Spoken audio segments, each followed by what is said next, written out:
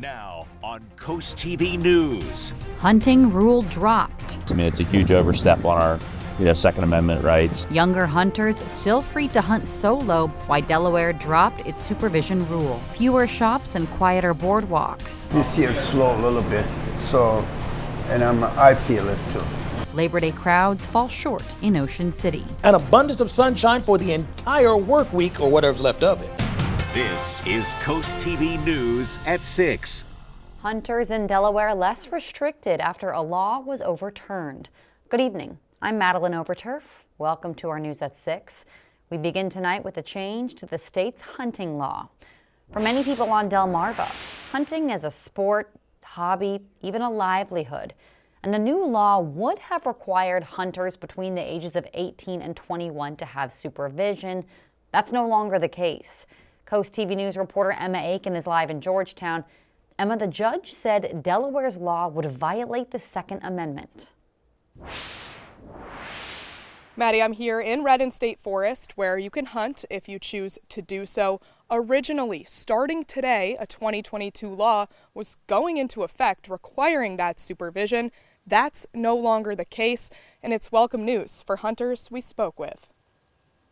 Hunting in the woods means a lot to Sean Kane. He's happy that hunters between the ages of 18 to 21, including his children in the future, will not need supervision. I've been hunting since I was their age, and he's been hunting for 3 years. He's 6, and she's been hunting for 4 years, and she's 9. So I think by the time they're 18, they'll be ready to go. The bill that would have required supervision was part of a number of gun safety bills signed in 2022 after mass shootings. Advocates say it was for safety. But president of the Delaware State Sportsman Association, Jeff Haig, has said all along this was wrong. This was done by the General Assembly.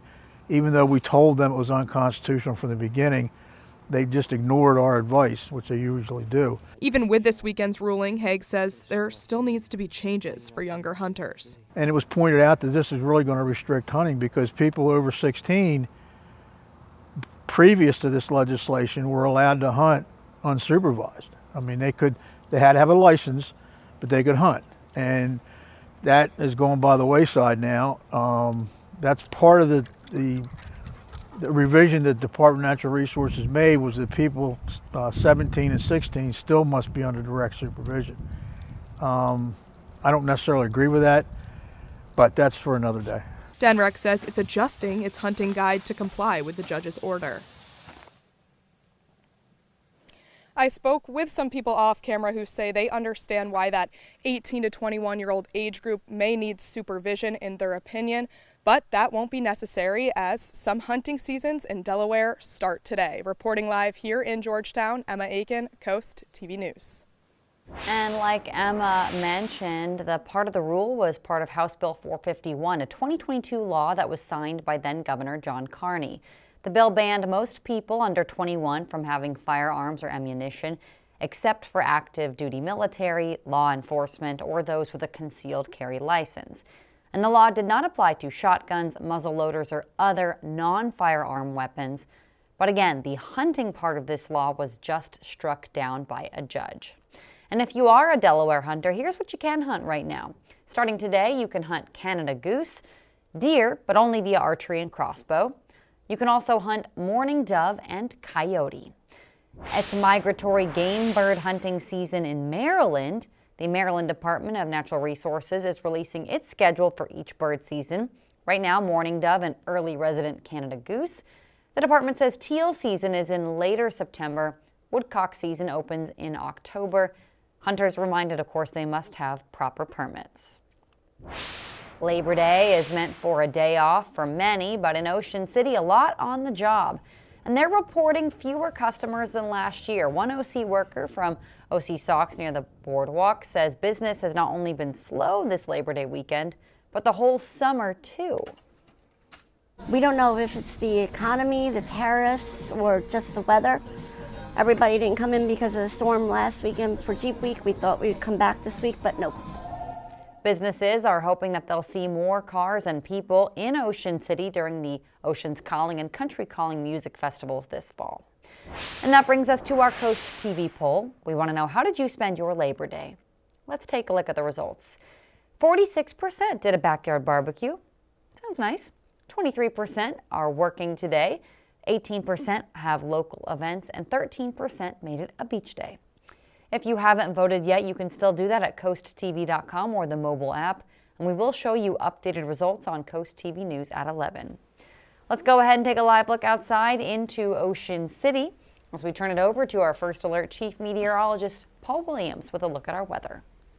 Well, right now we're looking at all kinds of sunshine. We take a look at the beach, courtesy of our Boardwalk Plaza camera, and we're at 71 degrees at Rehoboth Beach. The waves coming up, not all that aggressive. We're okay. We're managing, not a problem. Now, we will drop and sink down to the 60s pretty quickly. By 8 o'clock, we'll click into the upper 60s, actually, with limited cloud cover. We're in the 70s right now, 71 for the beaches, 72 and 70 up to 76 as you go inland. We're at 72 degrees currently in Georgetown, Dagsboro, Gumboro, as well as Del Mar. The waves got a little bit higher from even last hour, up to 5 feet for us near Chincoteague, 4 feet for us with over right off of the coast for us in Sussex. Now, the ultraviolet index is going to be on the high side for the next 4 to 5 days in a row, which means you could actually burn within 35 minutes. So you're still going to need your hat and your sunscreen, believe it or not. Just kind of keep that in mind. But as far as watches or warnings are concerned across the entire region, we're looking pretty clear of that. Here's a quick peek at your evening planner. Plan on it being nice. All right, Paul, thank you. Let's go down to Ocean City, where the Beach Patrol has modified surfing restrictions for today. A much calmer view out there than it was during Hurricane Erin. OC Beach Patrol says surfers must wear a leash at all times, of course, grant the way to swimmers. Stay 50 yards away from the nearest person in the water. You can't use skimboards, stand-up paddleboards, or paddleboards with paddles. It's a somber day in Sussex County and Georgetown, and really everyone there remembering Officer Chad Spicer. Spicer was killed in the line of duty on this day in 2009. Coast TV News anchor Christina DiRobertis in our newsroom now. She was at the wreath laying. Christina, this remembrance comes as the town continues discussions over plans of restoring Chad Spicer's memorial. Yes, Maddie, and we got confirmation this afternoon that the memorial for Chad Spicer will be brought back to the Georgetown Circle where it originally was. Today, friends, family, Georgetown Police, and Delaware State Police gathered to remember Chad Spicer. He was shot and killed on September 1st, 2009, while trying to pull over a car involved in an earlier shooting. Dozens of people came to the circle this afternoon around 4:30 p.m. They do it every year. Georgetown Police Chief Ralph Holmes says Spicer will always be their small town hero. We always want to make sure that we take time out of our schedule, whether it's a holiday or not, that we come out here and officially remember him as an agency and invite the community in to think about him for that very, very short moment because he gave everything for this town. And Spicer's mom and daughter were also there. They spoke briefly, thanking everyone for coming and remembering their beloved Chad. Back to you. Christina, thank you. You might remember the Spicer Memorial was damaged in 2023. Georgetown police say it happened when a drunk driver hit it. Here's images from that. The town considered moving the restored memorial elsewhere, saying maybe it's not very safe on the circle. But many, including Spicer's family, urged council to keep all the memorials in the town center. And new tonight, we know that is now where the memorial will stay. The two-way stop at the intersection of Phillips Hill Road and Cross Keys Road, that's going to change. DelDOT says starting September 10th, this will become a four-way stop. It's almost time for the students to go back to school, and today we were out where stores were flooded with families picking up some last-minute items before the alarm clock goes off in the morning. I used Walmart pickup this year to do school supplies, so I didn't have to go in and fight the crowds. So we've just kind of been picking up things here and there, and it's made it a lot more manageable and a lot more easy. Most schools start tomorrow right here on Delmarva, and let's break down those start times further. Cape Henlopen students return on Wednesday, September 3rd.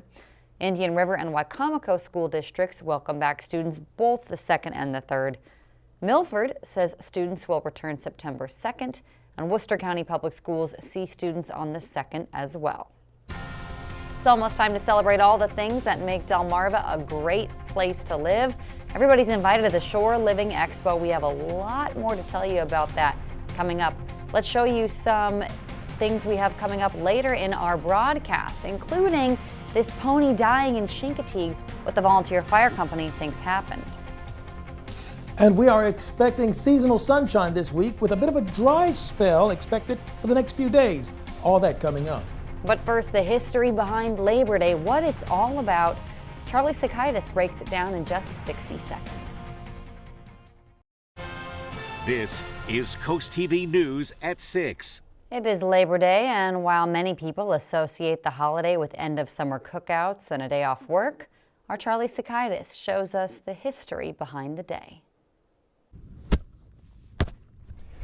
Labor Day. What's it all about? Well, it's more than just a day off on the first Monday in September. It's more than the start of fall, the beginning of school, and the start of football. Labor Day is, after all, for the workers, the laborers. For the most part, we're talking about people with manufacturing jobs, construction jobs, farmhands, cleaners, and more. The people who do physical and usually hard work. It's a celebration of the achievements of the American worker, and it has got a long history. Labor activists pushed for a federal holiday of this kind all the way back in the late 19th century. And before it was a federal holiday, it was a local one. Some municipalities as early as 1885 pushed the idea. States like New York, Oregon, Colorado, Massachusetts, and New Jersey were all early adopters. In fact, more than half the country, including Delaware and Maryland, joined the fray before Grover Cleveland made it an official nationwide holiday in 1894. There is a bit of a dispute over who actually started the Labor Day push. It's generally between two men, Matthew McGuire and Peter McGuire. They weren't related, but they were both supporters of the working class, and both of them were on hand for the nation's very first Labor Day parade in New York City. A lot has changed in the more than 120 years since the federalization of Labor Day. In the early 20th century, America saw the rise of labor movements, unions, and the fight for better wages, shorter hours, and safer conditions. And you've got to remember the standard at the time: low wages, 60-hour work weeks, dangerous jobs, and no social safety net. But as America made its way through the Great Depression and a pair of world wars, those early efforts started to pay off. The New Deal era of America ushered in the Fair Labor Standards Act, creating the minimum wage, the 40-hour work week, and setting the stage for labor protections. Unions also gained power in the mid-20th century, and that's often credited with stronger negotiating power, better wages, and even benefits, things like pensions and health insurance for the working class.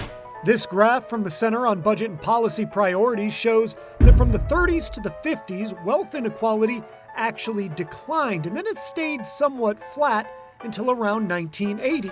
When, according to data from the Congressional Budget Office, things started changing. Wages for the bottom 90% started to stagnate. Wealth inequality started to grow at a rapid pace, a trend that's continued all the way to present day.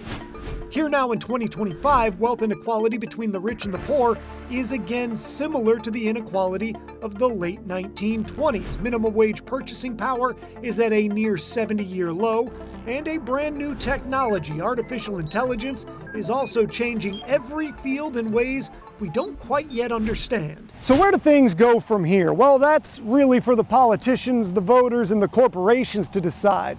But in the meantime, if you get the day off, enjoy it, and keep labor in mind. Remember, they're the ones that keep this whole thing called America going.